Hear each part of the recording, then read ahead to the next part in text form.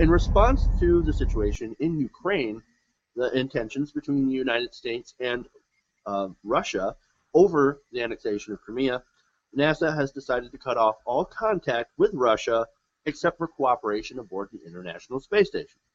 Now, currently, the United States has no longer has a space vehicle, so our government literally has to buy seats on a Soyuz Russian-made spacecraft for about $70 million a seat. $70 million a seat.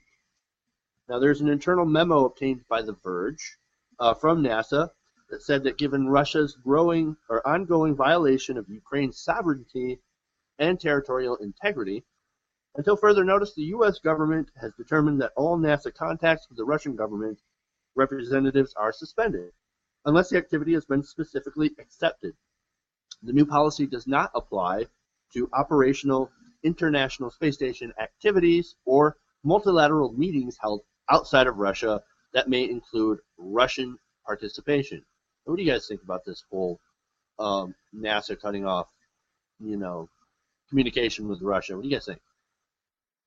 I imagine that probably they had pressure on, they had pressure from the government telling them, look, you've got to cut all ties with them. Like, okay, we've got our astronauts in space, so we have to have some sort of communication with them. But I don't think NASA necessarily wanted to completely shut off all communication, because as scientists, you want to be able to communicate with the kind of best and brightest minds, no matter what the subject.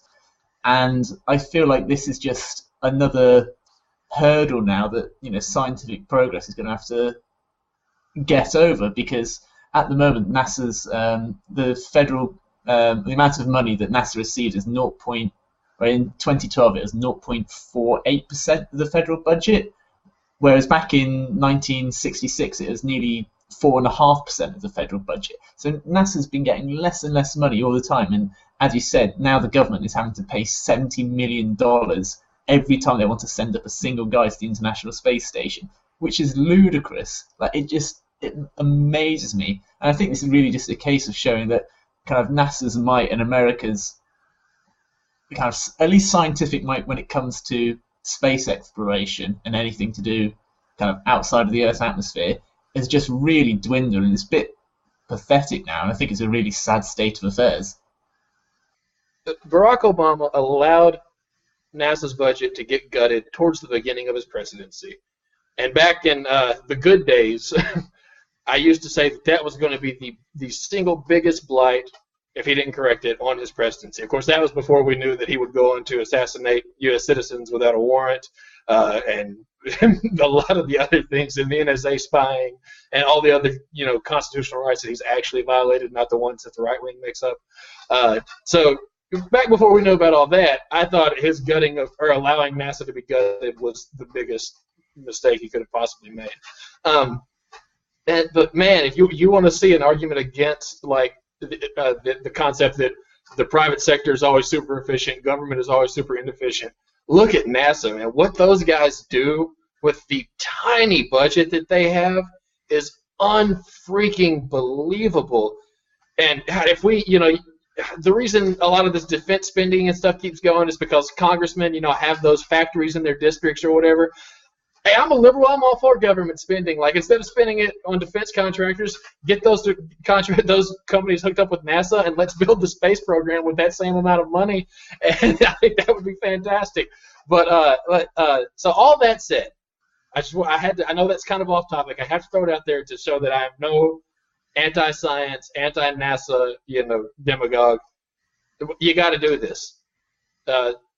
We are trying right now to avoid a hot war with Russia while showing them that, we can't stand behind what they're doing. This is a political casualty of a Cold War, and that sucks. It isn't. It is going to get in the way of science. It's not good, but that's politics, man. Sometimes you have to make the tough decisions that don't have a great benefit, at least in the short run. I think, if we can do this, and if we can come to an agreement and not have a hot war, then that means, that much sooner we get back to working together with Russia and science chugs along on its merrily underfunded way. That's good. So this is something you got to do. It's a political situation. It's a political decision that had to be made. That doesn't make it suck any less, but it had to be done. Yeah, NASA's projected budget for the fiscal year 2015 is $17.5 billion. So gut it up. But and also, if you want to compare efficiency, X Prize did a contest back in 2010. I made a video about this a long time ago for TYT Nation that you guys should check out. X Prize put 3 men into space for the prize of $10 million. So I'm just saying, some things are more efficient. But yeah, this is basically like I don't know why we're not getting into this. This is basically a symbolic gesture by NASA. They're saying we don't want to associate with the Russians.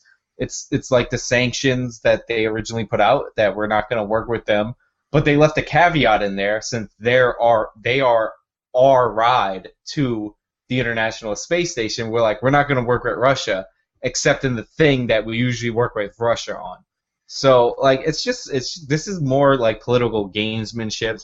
It is kind of embarrassing that we have to depend on the Russian space program when ours was literally created to compete with theirs.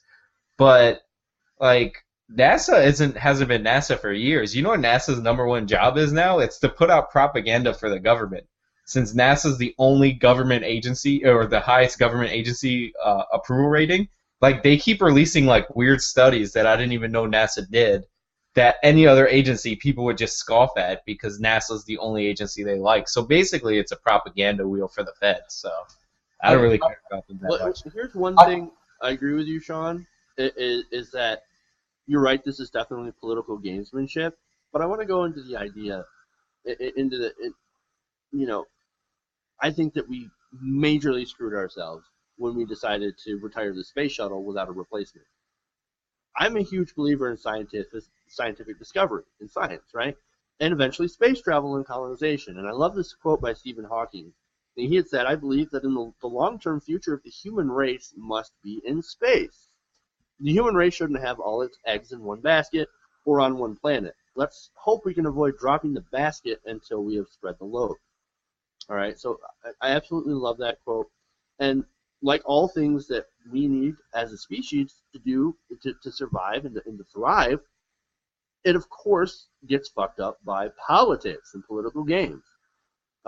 They pointed out the NASA's budget, $17.4 billion. It's about 0.48% or 0.4% somewhere of the budget. You know that we gave corporations in 2011, we gave corporations $92 billion in that year. They got 5 times more money than we spent on the space program. That has, by the way, the space program, NASA has brought us a lot of awesome technologies that they have found out. They brought us Tang. It's a kick in a glass. They brought us a lot of awesome stuff. And look, let's get to the corporate angle of this. Corporations are now reported to be sitting on $1.5 trillion in cash. If we could stop giving out corporate welfare and actually use some of that funding to fund NASA for science, technology, and exploration, as well as helping our own people, of course, create jobs and stuff like that. What a novel idea that would be if we started doing something like that. I have to come out and disagree with both Sean and Jordan. First of all, I don't think it is one of my original points. I don't think NASA chose kind of to make this call. I think there was political pressure on them from the U.S. government saying, "Look, you've got to cut ties with Australia." As scientists, by and large, I don't think you're too bothered about politics and kind of old Cold War stuff. You just want to kind of progress technology, progress scientific knowledge. That's your main driving goal. And I think it's a case that the government said you've got to cut all ties with Russia, and NASA probably came back and said, "Can we at least keep in contact with them for the space station, because we've got some of our guys up there at the moment." And so I don't think it's necessarily NASA's call. I think they've probably had pressure put on them to do this.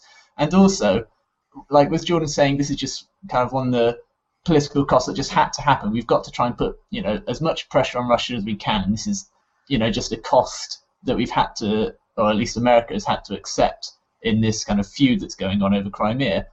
For me personally, the scientific progress of humanity is just one thing that cannot be given up above nearly anything else. That's the one thing you don't trade off just to score some political points, because this isn't going to hurt Russia at all. It's just hurting America more than anything. I think this call is, and he's talking about kind of the amount of money that corporations are sitting on, and how, like, if I were president, and legally I can't, but if I was, prime minister or whatever here in the UK, overnight I'd triple kind of research and development budget. I'd triple NASA's budget, because that's the only way that humanity is going to kind of progress and colonize other planets and stuff. It's just amazing how much they do. I think, as Jordan said, how much they do on such little money.